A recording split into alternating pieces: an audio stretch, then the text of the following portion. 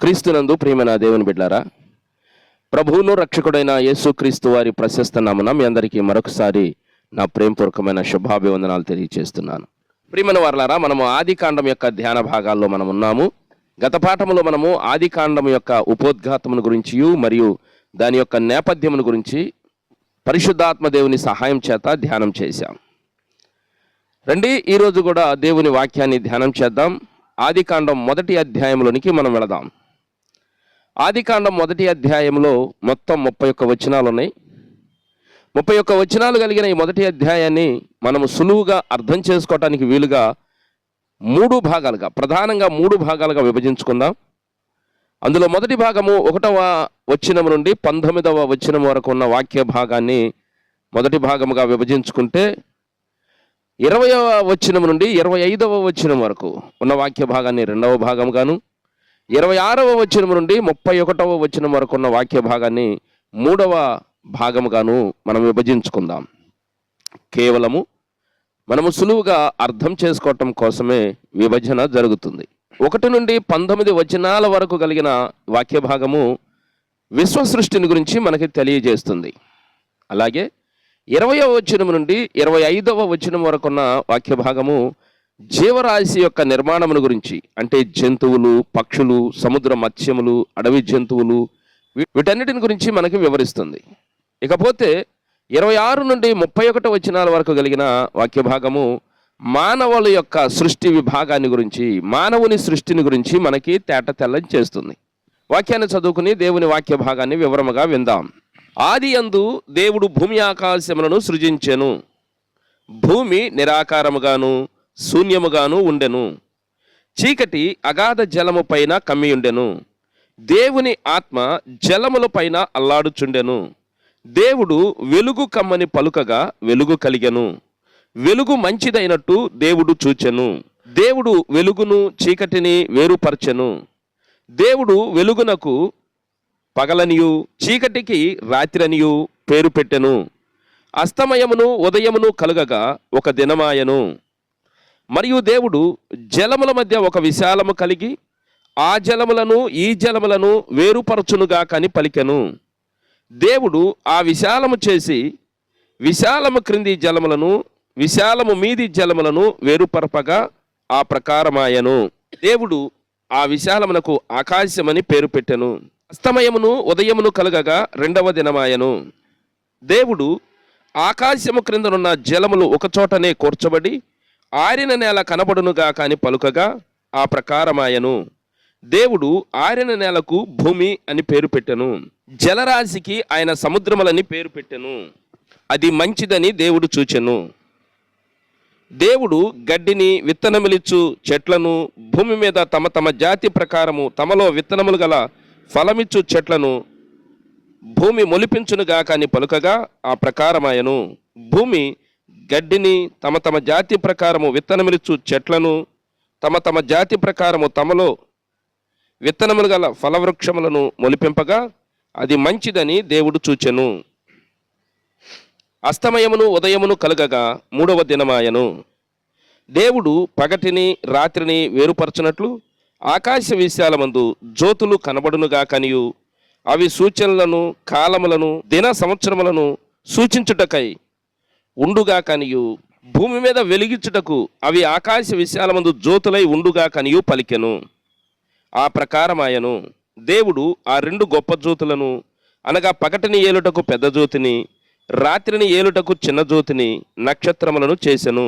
భూమి మీద వెలిగించుటకును, పగటిని రాత్రిని ఏలుటకును, వెలుగును చీకటిని వేరుపరచుటకును దేవుడు ఆకాశ విశాలమందు వాటి నుంచెను. అది మంచిదని దేవుడు చూచెను. అస్తమయమును ఉదయమును కలుగగా 4వ దినమాయను. ప్రియ సోదరి సోదరుడా, దేవుడు ఈ విశ్వ సృష్టి జరిగిన విధానమును చాలా క్రమముగా వివరముగా వివరిస్తున్నాడు.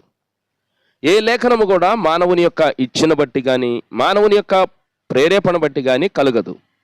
అది కేవలము పరిశుద్ధాత్మ దేవుని ప్రేరణతోనే లేఖనము పుట్టింది. లేఖనములలో పేర్కొనబడినట్టు అసలు ఈ సృష్టి ఎలా నిర్మాణమైంది, ఈ సృష్టి ఎలా ప్రారంభమైంది అనడానికి ఒక చక్కని వివరణ మనకి 1వ అధ్యాయము తేట తెల్లగా తెలియచేస్తుంది. చూడండి, ఆదియందు దేవుడు భూమి ఆకాశములను సృజించాను. గత పాఠంలో మనం విన్నాం, భూమి ఆకాశములంటే, ఆకాశములు అంటే పరలోకమని, పరలోకమును చేసుకున్న దేవుడు కేవలము తన మహిమ కొరకే, తన సంతోషము కొరకే సృష్టి చేయుట ఆరంభించి మొదట పరలోకమును చేసుకున్నాడు. ఆ పరలోకములో కోటాను కోట్ల దేవదూతలను దేవుడు తయారు చేశాడు.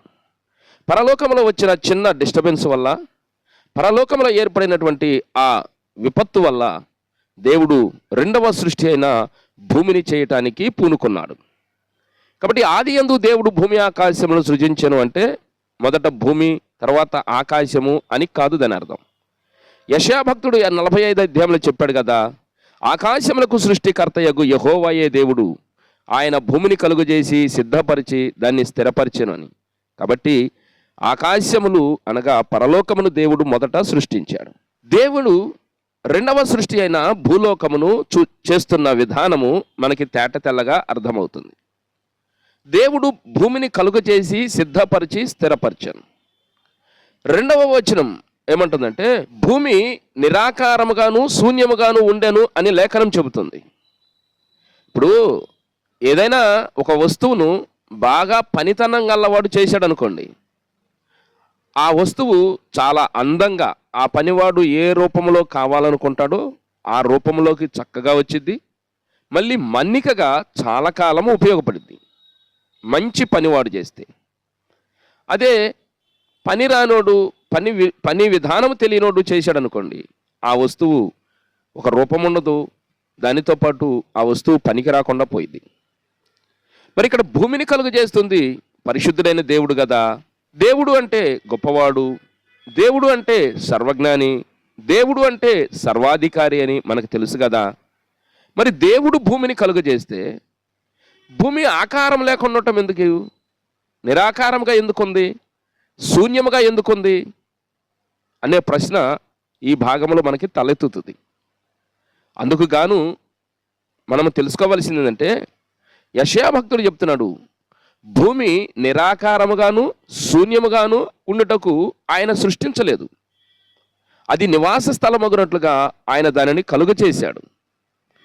భూమిని దేవుడు ఎందుకు కలుగు చేశాడు అని ఒక ప్రశ్న వేసుకుంటే, దేవుని యొక్క ఉద్దేశం ఏంటి, భూమిని కలుగు చేయడంలో దేవుని యొక్క ఉద్దేశం ఏంటని మనం ఆలోచన చేస్తే, దేవుని వాక్యములో యెషయా భక్తుని ద్వారా పరిశుద్ధాత్మ దేవుడు తెలియజేస్తున్న విధానం ఏంటంటే, భూమి నివాస స్థలముగా ఉండాలని ఆయన సంకల్పించాడు. నివాస స్థలముగా ఉండాలనుకున్న భూమి నిరాకారంగా ఎందుకుంది అంటే, సృష్టి చేయటం దేవుడికి తెలియలేదా అనేది మనం ఒకంత ఆలోచన చేయాలి. కానీ ఆదికాండం 1వ అధ్యాయం 2వ వచనంలో మరొక భాగంలో చెప్తున్నాడు, చీకటి అగాధ జలము పైన కమ్మియుండెను అంటే, భూమి నిరాకారముగాను శూన్యముగాను ఉన్నది అంటే సృష్టింపబడిన తర్వాత లేదది, ఏదో విపత్తు వచ్చింది కాదది. సృష్టించక ముందు అంటే దేవుడు భూమిని సృష్టించాలని పని ప్రారంభించినప్పుడు అక్కడ ఏముందంటే నిరాకారముగా ఉంది, అక్కడ శూన్యముగా ఉంది. శూన్యములో నుండి వెలుగు కలుగునుగా కానీ పలికిన దేవుడు. స్తోత్రం. కాబట్టి భూమి సృష్టింపబడక ముందు అది ఎలాగుంది అనే విషయాన్ని చెబుతూ, భూమి నిరాకారముగా ఉంది, దానికి ఒక ఆకారం లేదు, శూన్యముగా ఉంది. భూమి నిరాకారముగా శూన్యముగా ఎందుకు ఉంది అని మనం ఒక ప్రశ్న వేసుకుంటే, అక్కడ ఆన్సర్ ఇస్తున్నాడు, చీకటి అగాధ జలము పైన కమ్మియుండెను. చీకటి ఇక్కడ మనం అర్థం చేసుకోవాలి, అసలు చీకటి అంటే ఏంటి, చీకటి ఎక్కడి నుండి వచ్చింది. యోహాను భక్తుడు పత్రికలో దేవుడి గురించి మాట్లాడుతూ దేవుడు వెలుగై ఉన్నాడు అని చెప్పాడు కదా. పౌలు భక్తుడు తన ప్రియ శిష్యుడైన తిమోతికి పత్రిక రాస్తూ, సమీపింపరాని తేజస్సులు ఆయన మాత్రమే వసించుచు అన్నాడు కదా. వెలుగయ్యున్న దేవుడు సృష్టిని సృష్టించుకుంటే అదంతా వెలుగుమయం అవ్వాలి కదా, మరి చీకటి ఎక్కడి నుండి వచ్చింది అనే ప్రశ్న కూడా మనకి తలెత్తడం సహజం. దేవుడు మహిమతో నింపబడ్డాడు, సమీపింపరాని తేజస్సులో ఉన్నాడు, ఆయన సృష్టి చేసుకున్నాడు, ఆయన కలుగునుగా కానీ పలికిన ప్రతిదీ కూడా కలిగింది, కలిగిన ప్రతిదీ కూడా తన ముందుకొచ్చింది. తన ముందుకొచ్చింది అంటే తన ముందు నిలుచుంది, తన ముందు ఉంది అంటే దేవుని యొక్క మహిమ దాని మీద పడుతుంది అని అర్థం. దేవుని యొక్క మహిమ దాని మీద పడుతుంది అంటే అది వెలుగుతోనే నింపబడి ఉంటుంది. మరి ఈ సృష్టి అంతటిని, మొదటి సృష్టి పరలోకమును సృష్టించుకున్న దేవుడు మరి దాని మీద వెలుగు ఉండాలి, కానీ చీకటి ఎందుకు వచ్చింది అంటే దేవుడు 2 రకాలుగా సృష్టిని చేశాడండి. మొదట పరలోకమును చేశాడు, తర్వాత మనమున్న ఈ విశ్వమును ఆయన సృష్టించాడు, సృష్టించాల్సి వచ్చింది. పరలోకము దేవుడు తనకంటూ ఒక లోకము కావాలని తన మహిమ కొరకు సృష్టిని చేయాలని అనుకున్నాడు. ఆ సృష్టిని చేసే భాగంలో ఆయన మొదట పరలోకమును చేశాడు. పరలోకములో కోటాను కోట్ల లెక్కకు మించిన దేవదూతలను చేశాడు. ఈ దేవదూతలలో కొన్ని దూతలను సెపరేట్ చేసి వాటిని అభిషేకించి వాటికి ఆయా పదవులను ఇచ్చాడు, ఆయా అధికారాలను ఇచ్చాడు. ఉదాహరణకు కెరూబులు, సెరాపులు. ఈ కెరూబులు, సెరాపులు అనేది దేవునికి సంబంధించిన లొకేషన్ని భద్రం చేయుటకు కాపలా, ప్రొటెక్షన్. కాబట్టి కెరూబుల మధ్య నివసించువాడని ఆయనకి పేరుంది. 2 రఫాయేలు ఒక డిపార్ట్మెంటు, మికాయేలు ఒక డిపార్ట్మెంటు. మికాయేలు ఎవరితోనైనా దేవునికి సంబంధించింది ఏదైనా ఎవరు ఆక్యుపై చేసుకుంటే దాని నుండి విడిపించే డిపార్ట్మెంటు మికాయేలు. 3వ డిపార్ట్మెంటు గబ్రియేలు.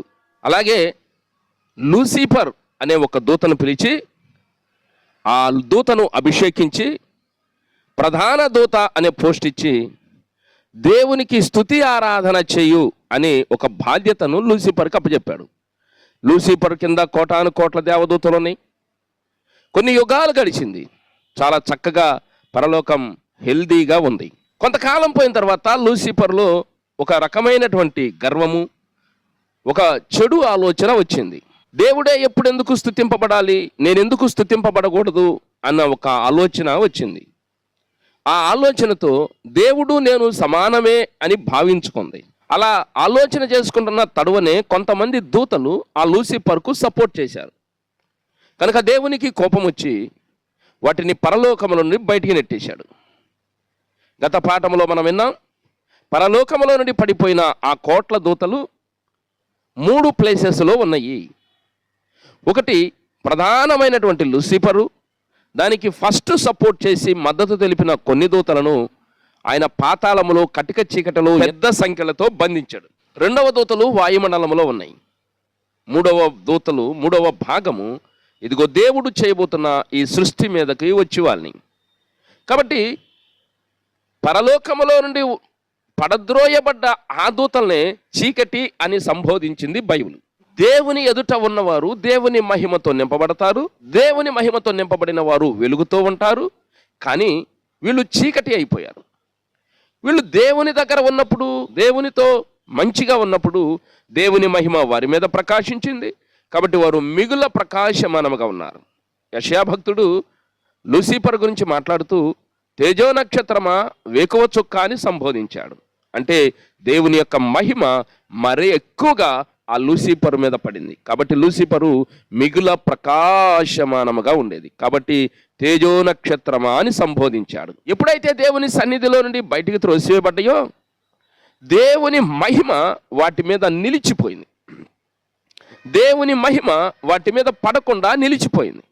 దేవుని మహిమ ఎప్పుడైతే వాటి మీద పడలేదో వెలుగు అనేది వాటికి రాలేదు. వెలుగు రాలేదు గనక వాటికి వికృత రూపం వచ్చింది.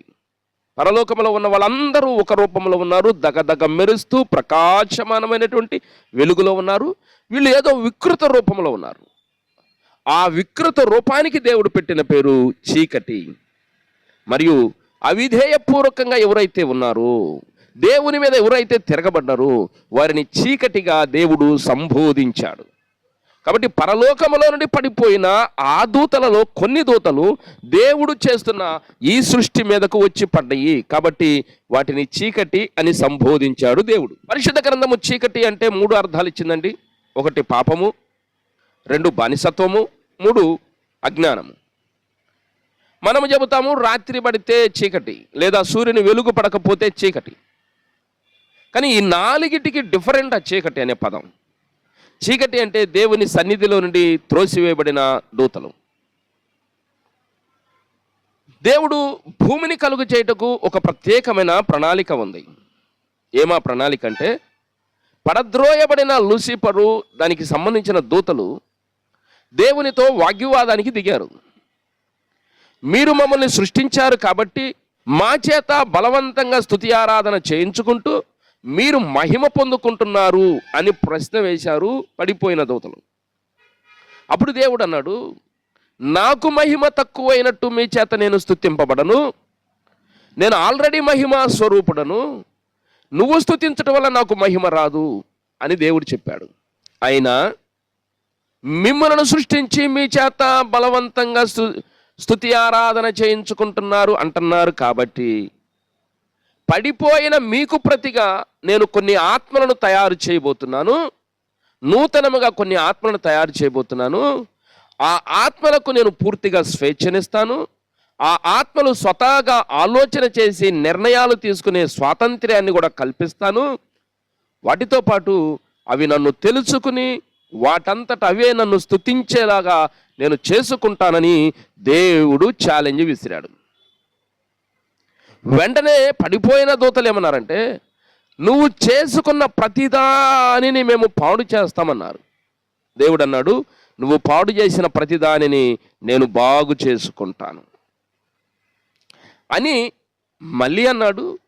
నేను కలుగ చేయబోయే నూతన ఆత్మలు పరలోకములో పెట్టను.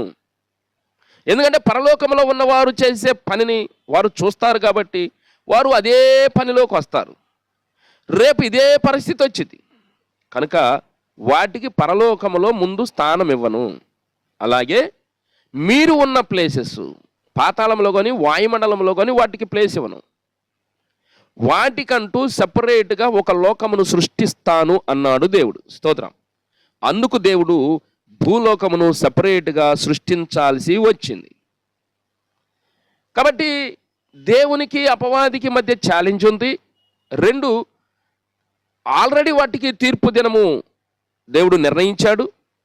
దేవుని సన్నిధిలో అక్రమం చేసి అతిక్రమం చేసి దేవుని మీద తిరగబడిన దేవదూతలకు తీర్పును కేటాయించాడు. ఆ దినమును ఒకటి నిర్ణయించాడు.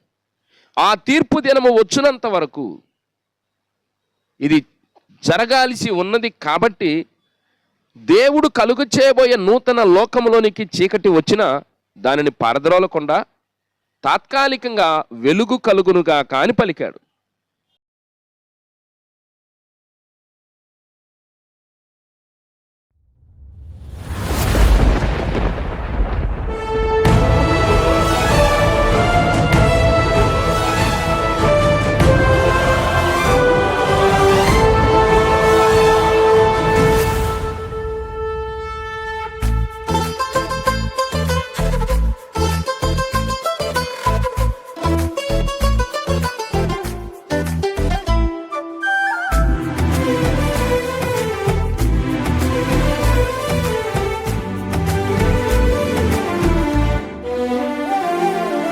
గగనము చీల్చుకుని గనులను తీసుకుని నన్ను కొనిపోవరానయ్యున్న ప్రాణప్రియుడా యేసయ్యా. గగనము చీల్చుకుని గనులను తీసుకుని నన్ను కొనిపోవరానయ్యున్న ప్రాణప్రియుడా యేసయ్యా. నిన్ను చూడాలని నా హృదయమెంతో ఉల్లసించుచున్నది. నిన్ను చూడాలని నా హృదయమెంతో ఉల్లసించుచున్నది.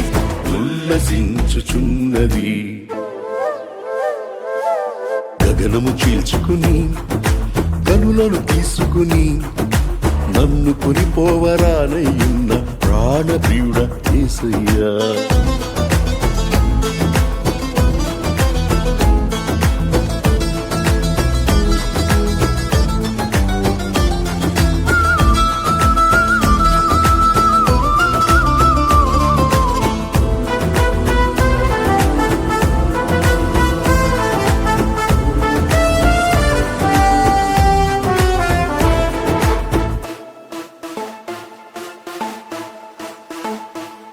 నీ దయా సంకల్పమే నీ ప్రేమను పంచినది.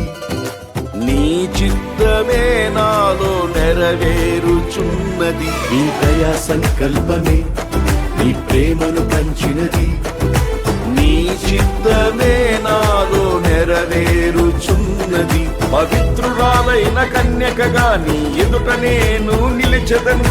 పవిత్రురాలైన కన్యకగా నీ ఎదుట నేను నిలిచెదను. నీ కౌగిలిలో నేను విశ్రమింతును. నీ కౌగిలిలో నేను విశ్రమింతును. గగనము చీల్చుకొని కనులను తీసుకొని నన్ను కొనిపోవరానయ్యున్న ప్రాణప్రియుడా యేసయ్యా.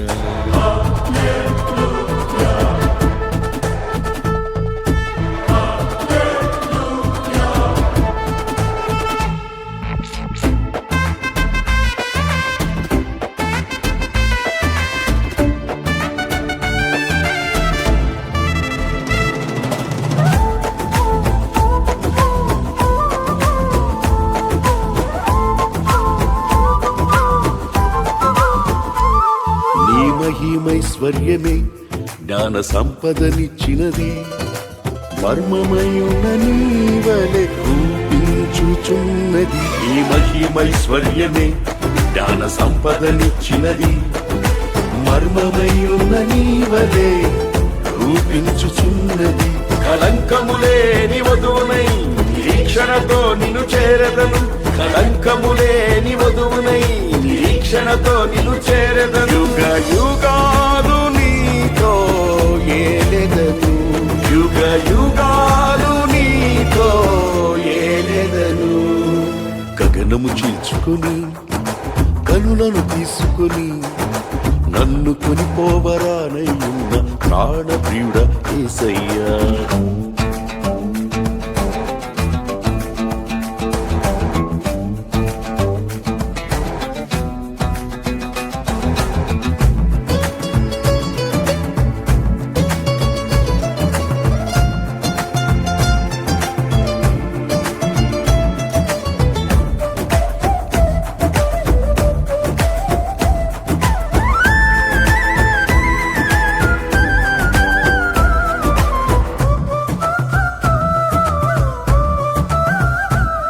నీ కృపా బాహుళ్యమే ఐశ్వర్యమునిచ్చినది.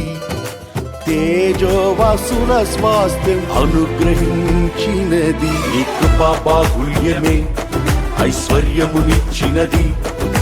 తేజోవాసుల స్వాస్థ్యం అనుగ్రహించినది. అక్షయమైన దేహముతో అనాది ప్రణాళికతో. అక్షయమైన దేహముతో అనాది ప్రణాళికతో. సియోనులో నీతో నేనుందును. సియోనులో నీతో నేనుందును. గగనము చీల్చుకొని కనులను తీసుకొని నన్ను కొనిపోవరానయ్యున్న ప్రాణప్రియుడా యేసయ్యా. గగనము చీల్చుకొని కనులను తీసుకొని నన్ను కొనిపోవరానయ్యున్న ప్రాణప్రియుడా యేసయ్యా. నిన్ను చూడాలని నా హృదయమెంతో ఉల్లసించుచున్నది. నిన్ను చూడాలని నా హృదయమెంతో ఉల్లసించుచున్నది. ఉల్లసించుచున్నది.